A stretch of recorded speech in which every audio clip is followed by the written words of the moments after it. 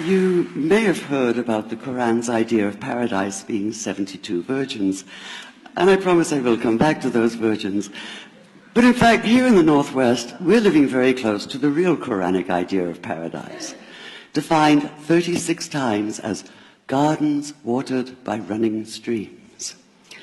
Since I live in a houseboat on the running stream of Lake Union, this makes perfect sense to me. But the thing is, how come it's news to most people? I know many well-intentioned non-Muslims who've begun reading the Quran but given up, disconcerted by its otherness. The historian Thomas Carlyle considered Muhammad one of the world's greatest heroes, yet even he called the Quran as toilsome reading as I ever undertook, a wearisome, confused jumble.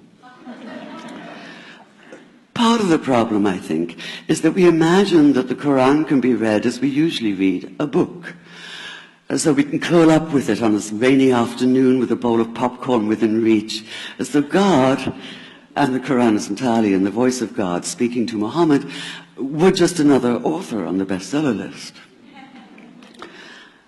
Yet the fact that so few people do actually read the Quran is precisely why it's so easy to quote. That is, to misquote. Phrases and snippets taken out of context in what I call the highlighter version, which is the one favored by both Muslim fundamentalists and anti-Muslim Islamophobes. So this past spring, as I was gearing up to begin writing a biography of Muhammad, I realized I needed to read the Quran properly as I could, that is. My Arabic's reduced by now to wielding a dictionary, so I took 4 well-known translations and decided to read them side by side, verse by verse, along with a transliteration and the original 7th century Arabic. Now, I did have an advantage. My last book was about the story behind the Shia-Sunni split, and for that I'd worked closely with the earliest Islamic histories, so I knew the events to which the Quran constantly refers, its frame of reference. I knew enough, that is, to know that I'd be a tourist in the Quran, an informed one, an experienced one even, but still an outsider, an agnostic Jew reading someone else's holy book. So I read slowly. I'd set aside 3 weeks for this project, and that, I think, is what is meant by hubris, because it turned out to be 3 months. I did resist the temptation to skip to the back where the shorter, more clearly mystical chapters are, but every time I thought I was beginning to get a handle on the Quran, that feeling of, I get it now, it'd slip away overnight, and I'd come back in the morning wondering if I wasn't lost in a strange land. And yet the terrain was very familiar. The Quran declares that it comes to renew the message of the Torah and the Gospels, so 1/3 of it reprises the stories of biblical figures like Abraham, Moses, Joseph, Mary, Jesus. The presence of camels, mountains, desert wells and springs took me back to the year I spent wandering in the Sinai desert. And then there was the language, the rhythmic cadence of it, reminding me of evenings spent listening to Bedouin elders recite hours-long narrative poems entirely from memory. And I began to grasp why it's said that the Quran is really the Quran, only in Arabic. Take the Fatiha, the 7-verse opening chapter that is the Lord's Prayer and the Shema Israel of Islam combined.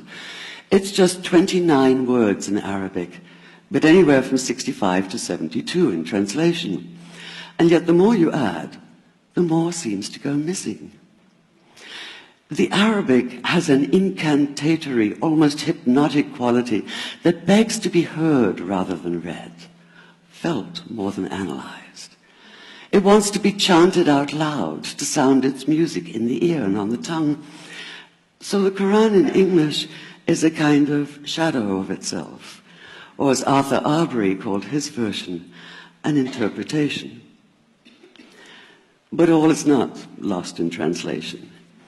As the Quran promises, patience is rewarded, and there are many surprises. A degree of environmental awareness, for instance, and of humans as mere stewards of God's creation, unmatched in the Bible. And where the Bible is addressed exclusively to men, using the second and third person masculine, the Quran includes women, talking, for instance, of believing men and believing women, honorable men and honorable women. Or take the infamous verse about killing the unbelievers. Yes, it does say that, but in a very specific context. The anticipated conquest of the sanctuary city of Mecca, where fighting was usually forbidden. And the permission comes hedged about with qualifiers. Not you must kill unbelievers in Mecca, but you are allowed to, but only after a grace period is over. And only if there's no other pact in place. And only if they try to stop you getting to the Kaaba. And only if they attack you first. And even then, God is merciful, forgiveness is supreme, and so, essentially, better if you don't. This was perhaps the biggest surprise. How flexible the Quran is, at least in minds that are not fundamentally inflexible. Some of these verses are definite in meaning, it says, and others are ambiguous. The perverse at heart will seek out the ambiguities, trying to create discord by pinning down meanings of their own.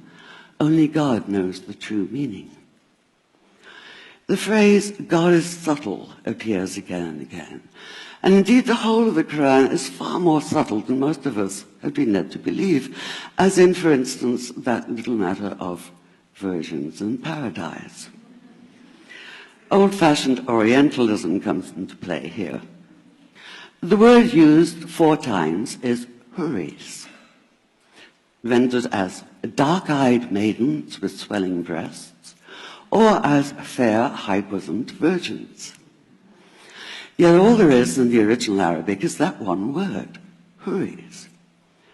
Not a swelling breast or high bosom in sight. Now, this may be a way of saying pure beings, like in angels, or it may be like the Greek kos or kore, an eternal youth. But the truth is, nobody really knows, and that's the point. Because the Quran is quite clear when it says that you will be a new creation in paradise, and that you will be recreated in a form unknown to you, which seems to me a far more appealing prospect than a virgin.